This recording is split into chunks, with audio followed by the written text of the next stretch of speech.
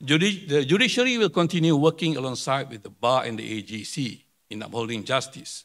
In my working visits to the states in the next few months, I will continue my engagement with these stakeholders.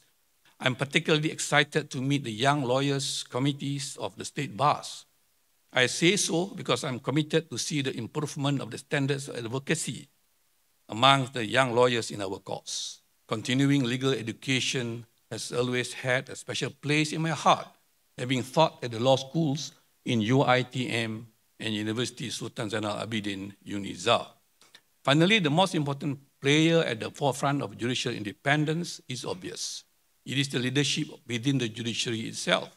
For this, I'm grateful for the path set by Chief Justices before myself, and particularly so the Chief Justices who have led the Malaysian judiciary these past 15 years.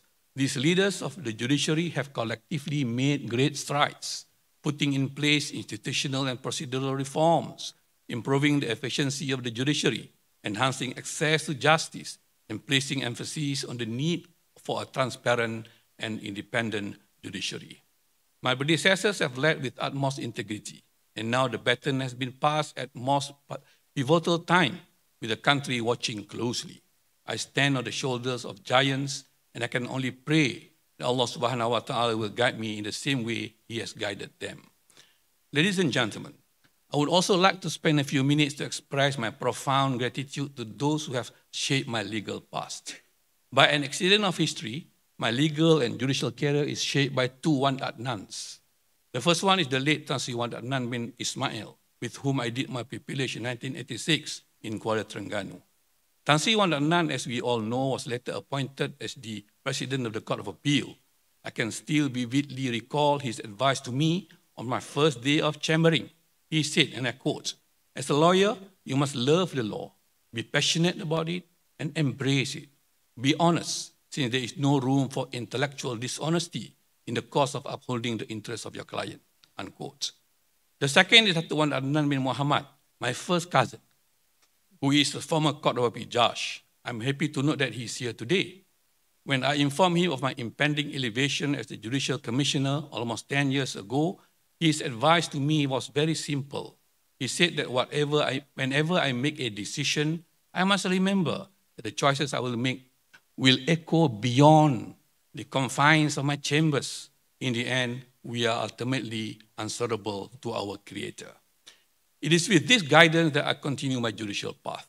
With this, let me reiterate my commitment to uphold the independence of judiciary, and let it be known that it must be protected at all costs, lest the very fabric of a just society be severely undermined. When all avenues of recourse are closed, the rakyat and even the government will look to the courts for an impartial resolution of their disputes. To my brother and sister judges, let us not fail them. Ladies and gentlemen, my fellow brother and sister judges, whether you are at the federal court, whether you are a federal court judge, a court of appeal judge, a high court judge, or a judicial commissioner, I would like to stress that we are all equals, ranked pari passu. I'm what the English lawyers would refer to as the primus inter pares, the first amongst equals. I'm sitting in this chair not because I'm the best. Far from it.